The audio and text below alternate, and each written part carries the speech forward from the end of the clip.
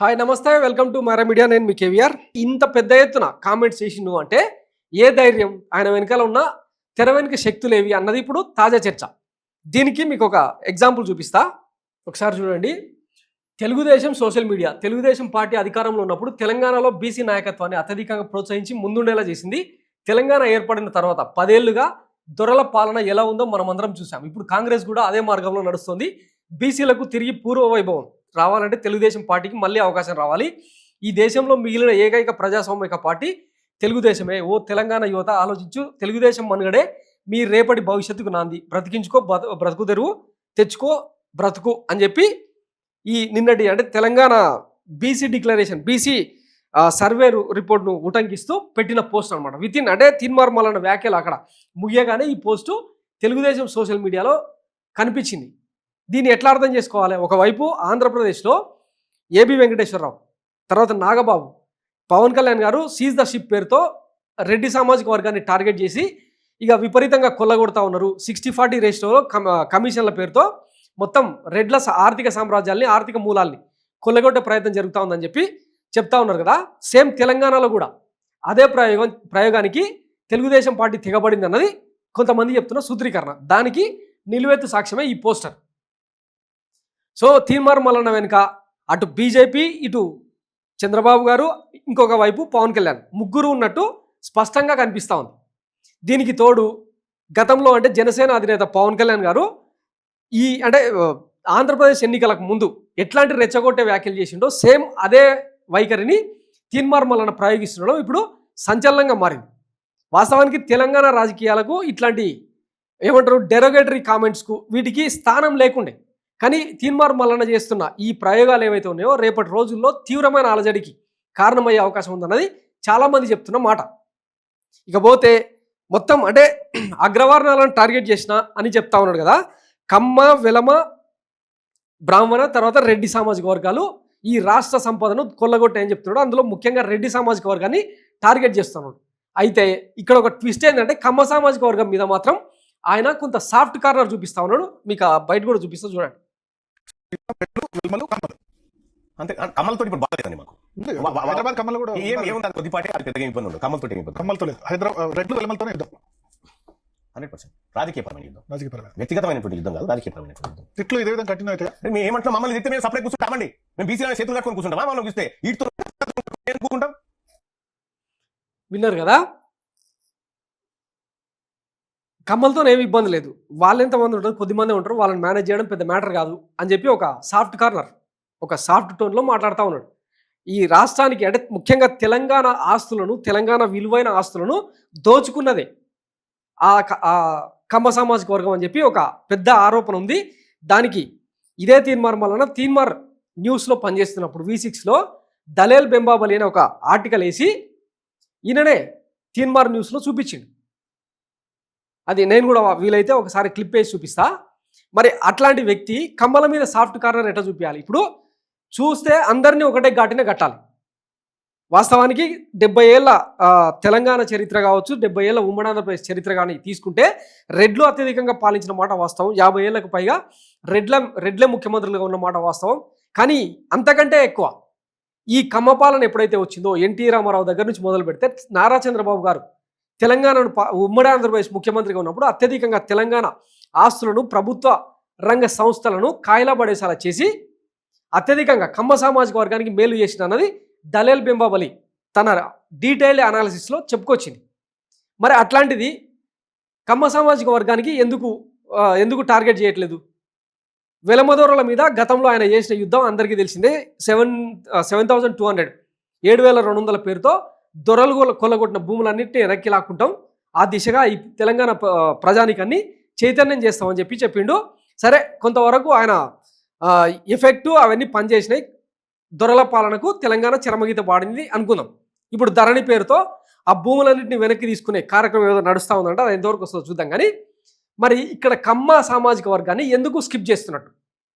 నిజంగానే నీకు చిత్తశుద్ధి ఉంటే మరి ఆ చరిత్ర మొత్తం చెప్పుకుంటూ వచ్చి గతంలో చంద్రబాబు ప్రభుత్వంలో బీసీలకు జరిగిన అన్యాయం ఏంది? లిక్కర్ సిండికేట్ను, పెద్ద ఎత్తున బెల్ట్ షాపులను మోపు చేసి తెలంగాణలో గౌడన్నలకు ఊరితాళ్ళు బిగించింది చంద్రబాబు కాదా? తెల్లగాళ్ళను దాంట్లో మందు కలిపి వాళ్ళ కులవృత్తిని నాశనం చేసేలాగా సారాను బ్యాన్ చేసి లిక్కర్ను పెద్ద ఎత్తున ప్రమోట్ చేసి మద్య నిషేధ పథకం పేరుతో తన మామ ఎన్టీ రామారావు ఒక స్లోగన్ తీసుకొచ్చి దానికి ఇటు తెలంగాణ అటు ఆంధ్రప్రదేశ్ ప్రజలు పెద్ద ఎత్తున మ్యాండేట్ ఇస్తే ఆయనకు వెన్నుపోటు పొడిచిన వెంటనే చంద్రబాబు గారు ఇక్కడ సారాను బ్యాన్ చేసి పెద్ద ఎత్తున లిక్కర్కు గేట్ ఎత్తింది నిజం కాదా? మరి ఆ క్రమంలో ఎంతమంది బీసీలు బాగుపడ్డారు, గౌడ సామాజిక వర్గం ఎంత పెద్ద ఎత్తున లాస్ అయింది, ఆ కులవృత్తి ప్రమాదకరంలోకి ఎందుకు మారిపోయింది, ఇవన్నీ మాట్లాడాల్సిన అవసరం లేదా? సో వీటన్నిటికీ ఖచ్చితంగా తీర్మార్మాలన్న సమాధానం చెప్పి తీరాలే. అట్లా కాకుండా ఓన్లీ రెడ్లు టార్గెట్గా రాజకీయం చేస్తామంటే మాత్రం కుదిరే పని కాదని చెప్పి చాలామంది రెడ్లు ఇంటర్నల్గా వార్నింగ్లు ఇస్తూ ఉన్నారు. రేపు రెడ్డి జనసమితి పేరుతో 1,00,000 మందితో వాళ్ళు కూడా ఏదో పెద్ద ఎత్తున పరేడ్ గ్రౌండ్లో ఉద్యమానికి తెరదీసే ప్రయత్నం జరుగుతూ ఉంది.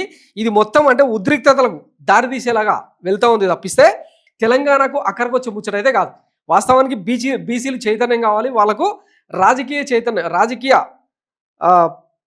ప్రాధాన్యతనివ్వాలి, అన్ని రంగాల్లో వాళ్ళని ముందుకు తీసుకుపోవాలి. అందులో ఏ డౌట్ లేదు. మొన్న ఈయన సభలోనే కనిపించింది కదా, బీసీ మండల్, ఉత్తరప్రదేశ్ మాజీ ముఖ్యమంత్రి బీసీ మండల్ మనవాడు తీసుకొచ్చి ఆయనతో స్పీచ్ ఇప్పించింది, బాగానే ఉంది.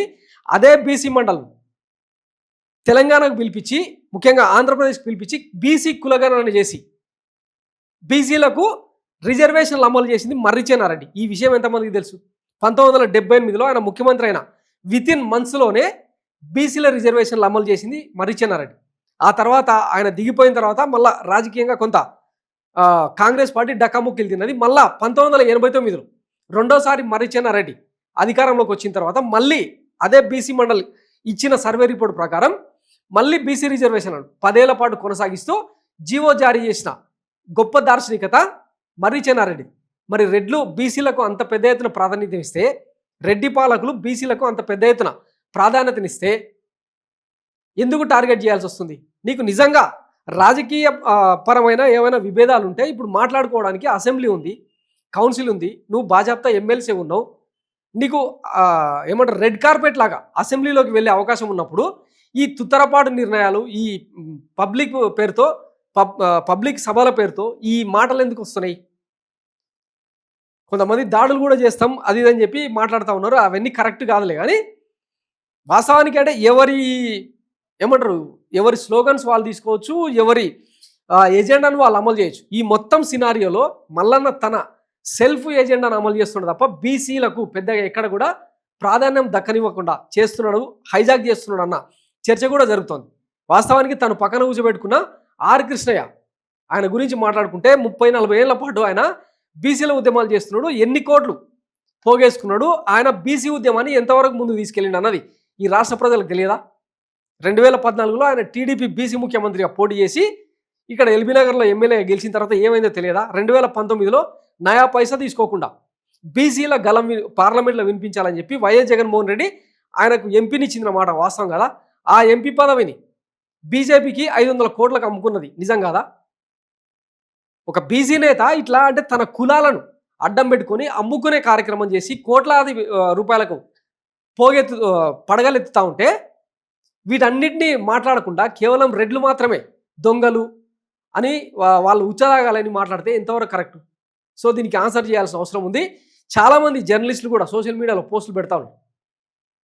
మేము హెలికాప్టర్లు తిరగకూడదా? మా బీసీ బిడ్డలు హెలికాప్టర్ తిరగవచ్చు, బాజాప్తా తిరగవచ్చు, నీ దగ్గర పైసలు ఉంటే 10 లక్షలు కాదు, సొంతంగా హెలిప్యాడ్ కొనుక్కొని సొంతంగా హెలికాప్టర్ కొనుక్కొని తిరగవచ్చు, అందులో ఏ డౌట్ లేదు.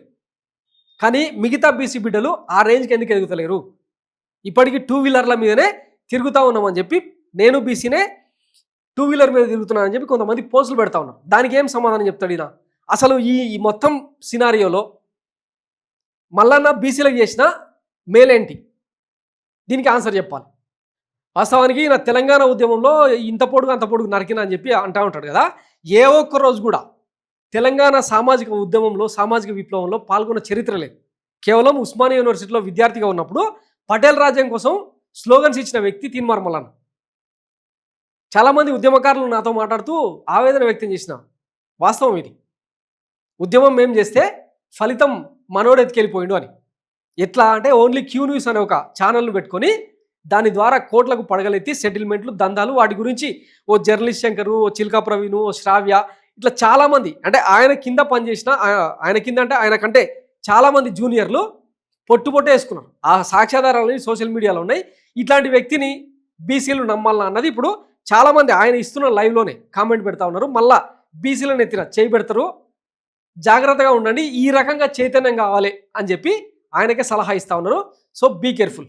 అసలు మల్లన్న మీద కరెక్ట్గా ఫోకస్ చేస్తే 2028 నాటికి ఆయన రాజకీయాల్లో ఉంటాడా లేదా అన్నది రాబోయే చరిత్ర. ఏం జరుగుతుంది అన్నది వేచి చూద్దాం. Thanks for watching Myra media. నేను మీ కేవీఆర్. Thank you.